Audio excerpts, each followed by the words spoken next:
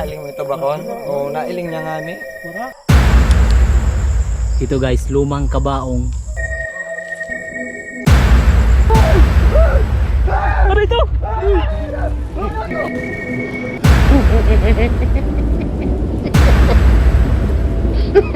Yung gabi ay mag-o-overnight kami dito sa pusod ng Camposanto.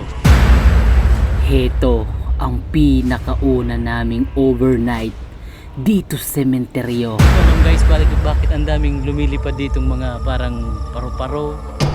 Dito ay wala kaming ideya kung ano ba ang kakaharapin namin na takot dito sa loob ng sementeryo. Ano ito?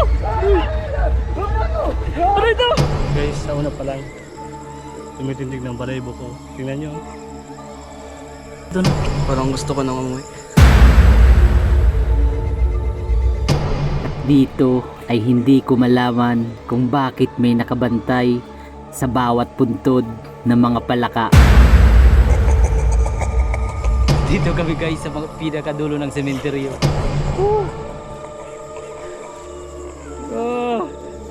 Hala. Ano? Ang lamig. Ano ba? Ano ba? Ang lamig na dito. May gumagalaw? Saan? Dan, parang ano? Gumagal. Diyan.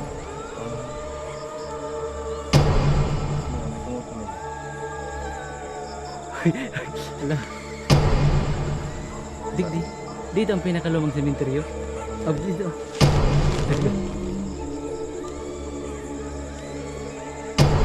Kabaong.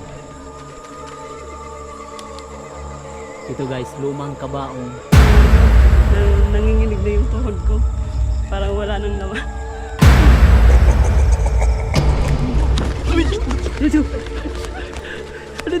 At sa aming paglibot, hindi namin maiwasan makakita, makarinig, at makaramdam ng takot sa aming nasaksihan.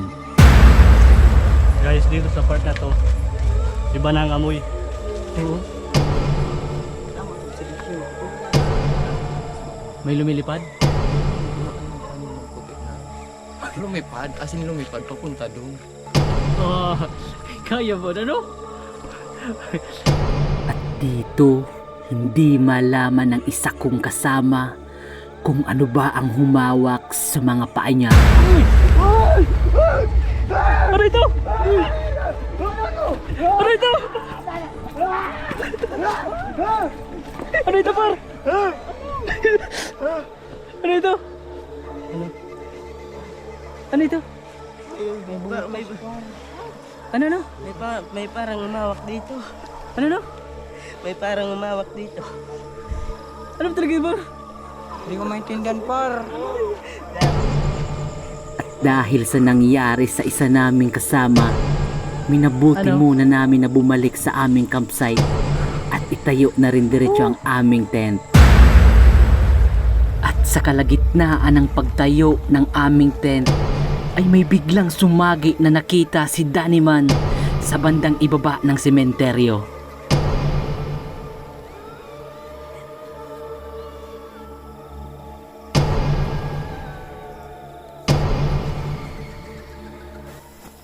Ano mo ito, Noy?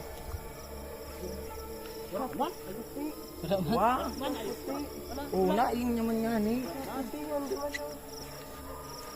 Saan? Nailing mo ito bakon? Oo, nailing niya nga ni. Hindi mo nang gato to, oh. Seryoso?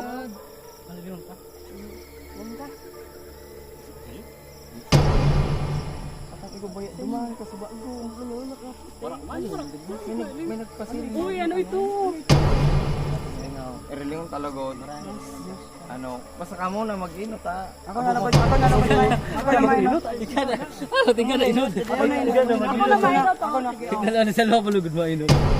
At sinubukan namin puntahan dahil hindi kami naniniwala, dahil hindi naman namin nakita kung totoo ba o guni-guni lang ang lahat ng iyon.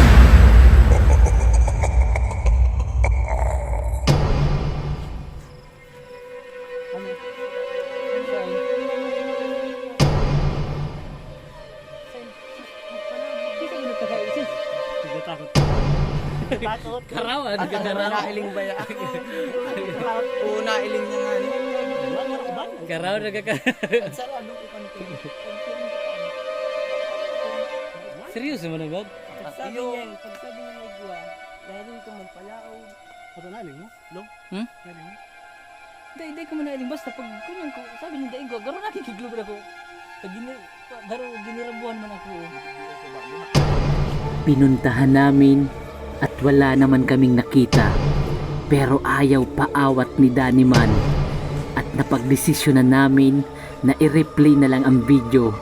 At lahat kami ay nagulat sa aming nakita.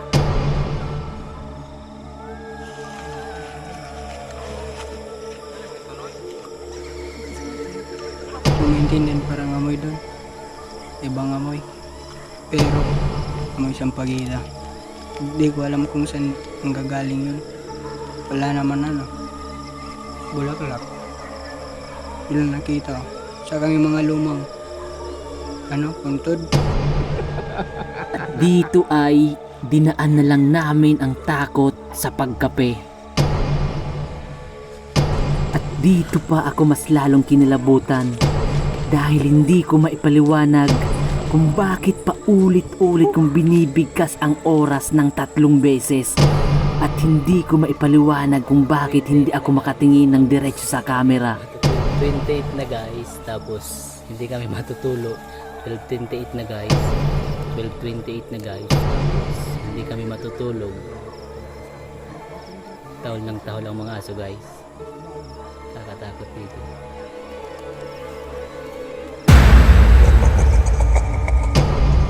At dito ay tinangka pa talaga namin maglibot sa kalagitnaan ng gabi dito sa sementeryo.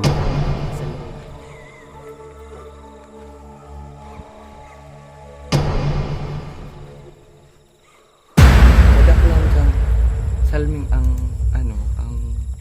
kabaong mga aki yan.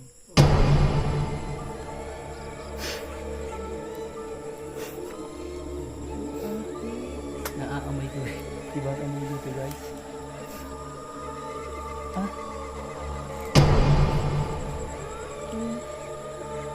May bungo pa. Ilinganin do, marinig din. Iyo aki.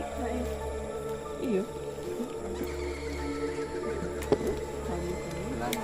Sabi ko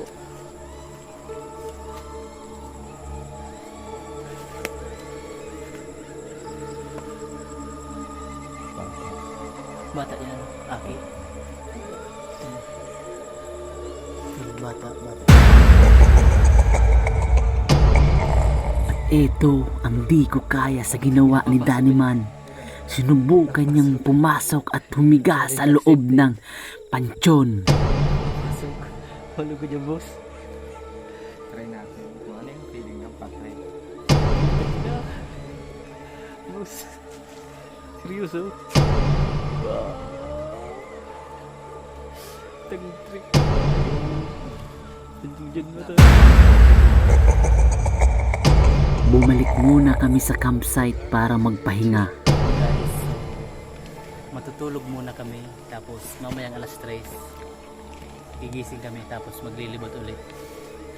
Yan ang mga oras na sa bulto.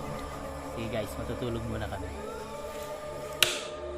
At sa kalagitnaan ng pagtulog ng dalawa kong kasama ay may para bang tumadyak daw sa kanyang mga kamay. Para na ka par? Narag ka. At sumano nga.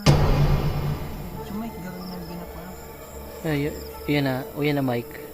Yan na mic. Galing yan dito kanina. Dito ko yung linagay. Tapos andun na. Yan, sunod ka. Tapos parang binato ka. Hindi, yung mic talaga. Dito yung kanina. Arin, ano ito? Inawag ka niya. Ito, saan ito nakikita? Digdi. Dito. Siya ulo duman daw. Oh, ito kasi itong chinilas na ito. Ano po lang? Nga, tatuya ulo duman. Oo.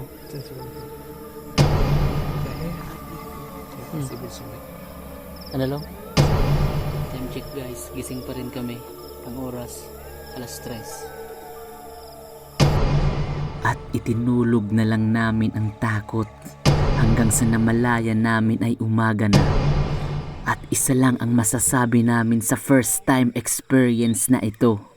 Guys, umaga na at ang challenge na ito ay nagawa namin ng maayos. Hindi kami umuwi kahit sobrang nakakakilabot at nakakatakot na. So may nakita kaming babaeng parang dumaan, tapos yung may maririnig kaming mga bata na parang hindi namin maintindihan. Grabe guys, di kayo makapaniwala na magagawa namin yung challenge na to. Naisipan na rin namin na umuwi kagabi pero ginawa namin para talagang tapusin. Di ba guys? Oo. Kaya share lang mga video namin guys. Well, ito first time ko sa akin na mag-camping sa sementeryo at kakaiba talaga. Kakaiba yung feeling, kakaiba yung experience. Malupit talaga. Kanina, maaga, mga alas 3 ng maaga. Daming kaba.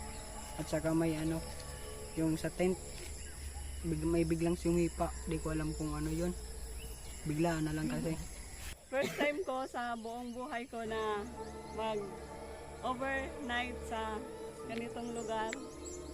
Nakakatakot pero masaya kasi natapos namin yung challenge.